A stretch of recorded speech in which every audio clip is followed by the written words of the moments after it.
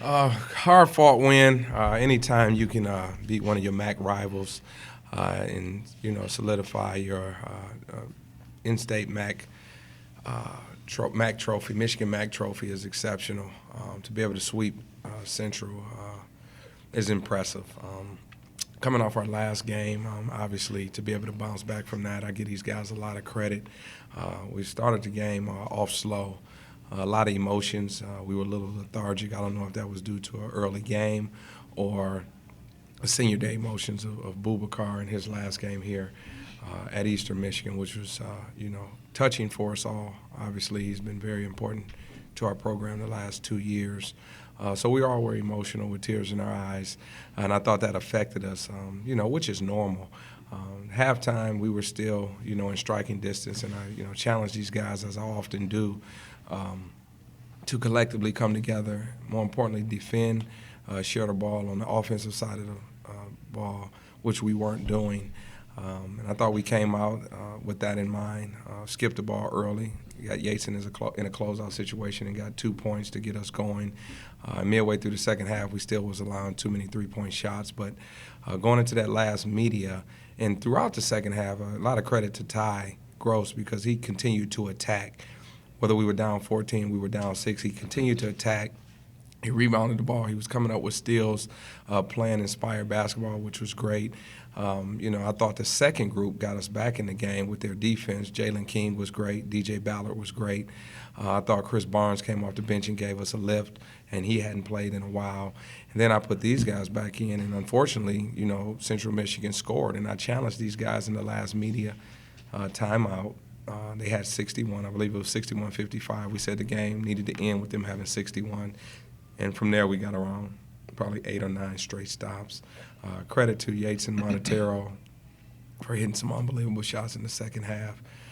Every shot was needed. He hadn't shot the ball well from outside, but he came back in and was really confident. He hit his first one of the game, and then he stopped shooting. So give him a lot of credit. Boubacar, 5 blocks, a career high, which is great. So I thought collectively our guys came together in the last 6 or 7 minutes when Central had the momentum and continued to believe. So really good win for us, especially after the last game. I mean, that was really deflating, the way we lost, but we held our guys accountable. Everybody continued to buy into what we were teaching, and they all felt that we were going to bounce back the next game, and they play showed it, which was great. Yeah, obviously it was kind of a crazy game. You guys had to come back twice, like you mentioned. Can you just talk about how your team was able to do that twice? Just matching Central's energy and effort. I continue to tell them, like, Central was getting to all the loose balls, the 50-50 balls. They were getting offensive rebounds. And unless we were going to decide at some point we needed to match their intensity, their energy, and their effort. Led by Ty and Chris James also. He was really, really good with his energy and effort, and we were able to get some deflections and some steals. And then the crowd got into it. We hit some big shots, and that's how we got back into the game. Yates and you guys were down 6-1 just under 4 minutes left, and you guys back-to-back threes. Can you talk about those 3 shots? I guess it was a great moment, man. I take the challenge from my coach. He said somebody got to step up, and that's what I did.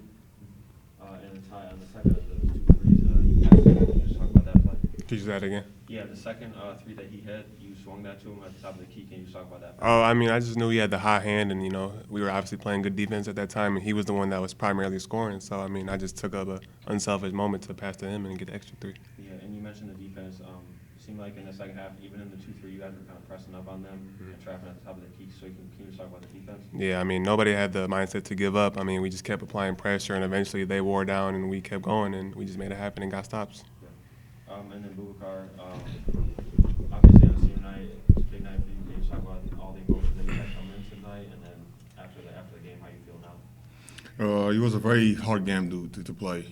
After I watched the video, I got tears in my eyes. It was tough for me. That's why the first half was very hard to get over those emotions. I was just trying to channel those emotions in a positive way, to help my teammate. But in the second half, Dixon got it going, and we were able to pick it up from there. Yeah, and then can you just talk about the dunk you had gave you guys the 1-point lead, and then you had 3 straight free throws from there on? Well, I was just being aggressive, like the energy. I just tried to make the energy, like Coach said, So Jackson hit three huge threes, and that just got us going.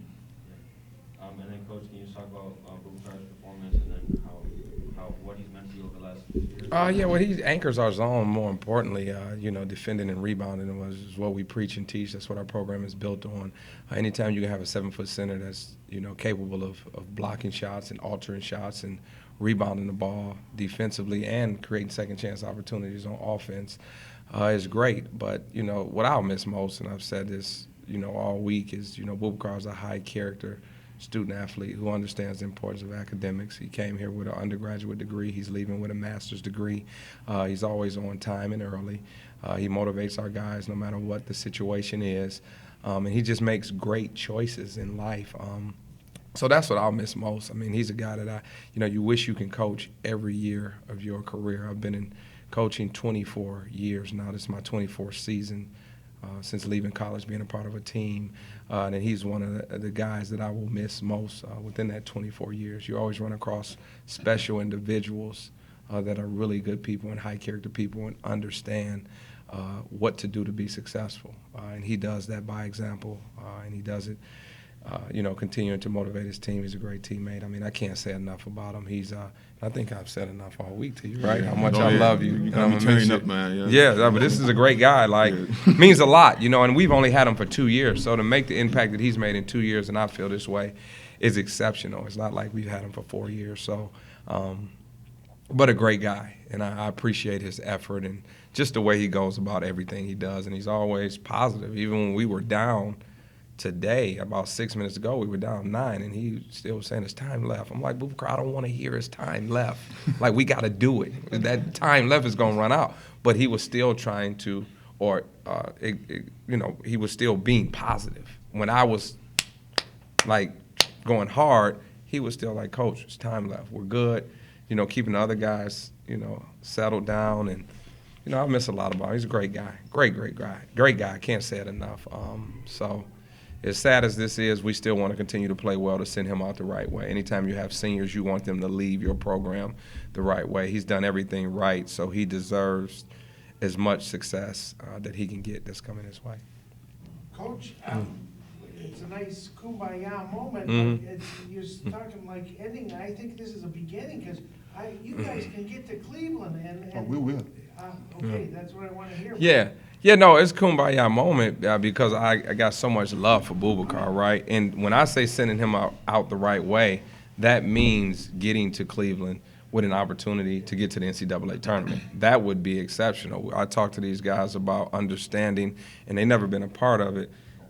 And we went back and we started talking about Jamaica, and I had them visualize that and how much fun that was when we won that championship.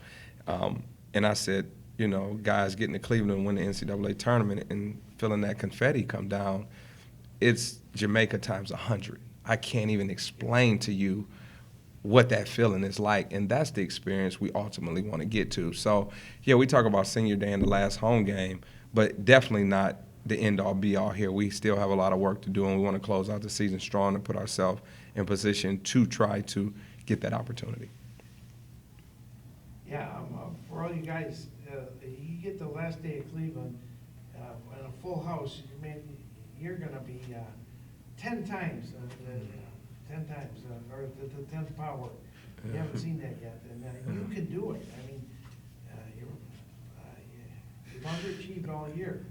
And, maybe you don't want to hear me, but I'm giving you, Coach, you got a good team, man. You can win Cleveland. Sure. No, we believe that. We haven't been able to close out a few games. We've been up and down. But you just keep getting better, and you want to be in position to close out and go into the postseason in a positive way. So we started that tonight, getting back to our winning ways and protecting our home floor. So we have 2 good opponents next week, and we'll get prepared for those games and hopefully have the success we're looking for. Do you have any idea who you might face yet? I don't. No, we haven't looked at it. I don't look at standings. There's so much that's going to happen between now and then. But whoever we play, it'll be a tough opponent. The MAC is tough. Do you still have a chance for a home game? Sure. Okay. Sure. Yeah, still have a chance. All right, thanks for having us.